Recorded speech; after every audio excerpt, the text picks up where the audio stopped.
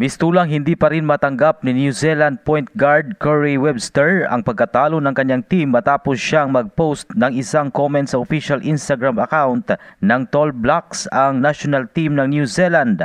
Sa kanyang IG post, mistulang pinatamaan ni Webster ang mga FIBA referee na nagsilbi sa naturang game matapos niyang sabihin na kinailangan din nilang talunin ang mga referee. Nagpasaring pa ang batigang guard ukol sa umano'y home cooking na nangyari. Matapos ang pag-post, maraming Pinoy fans ang nakapansin sa komento ni Webster. Ngunit kinalaunan ay kapansin-pansin na nabura na ang comment ng New Zealand basketball captain.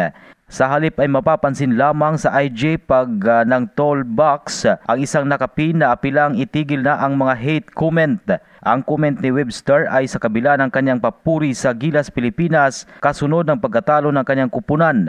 Natanong kasi ito ukol sa nalasap na pagkatalo sa kanyang mga Pinoy bowlers. Sagot ni Webster, isang matibay na team ang kanilang hinarap at marami sa mga player nito ay nag-step up sa nangyaring banggaan. Ang naturang pahayag ni Webster ay kaiba sa kanyang binitawang comment sa Instagram, bagay na napansin din ng mga Pinoy basketball fans. Maging ang head coach kasi ng New Zealand ay turo-puri rin sa Gilas kasunod ng panalo ng national team. Ayon kay Coach Jude Flavel, maganda ang ipinakitang laban ng Gilas sa kabuuan ng laban at marami sa mga player nito ang nagpahirap sa Tall Blacks. Sa unang pagkakataon ay tinalo ng Gilas ang New Zealand team sa 93-89.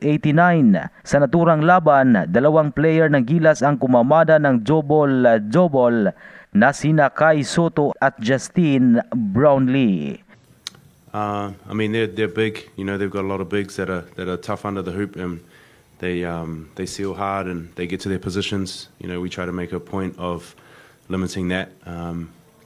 And trying to get in the lanes and help out with that. But, it's a tough team. They got some great players and, they stepped up and made shots at the end of the game tonight. Yan ang Balitang Sports. Ito si Ray Tampos para sa Radyo Alternatibo Balita Nationwide.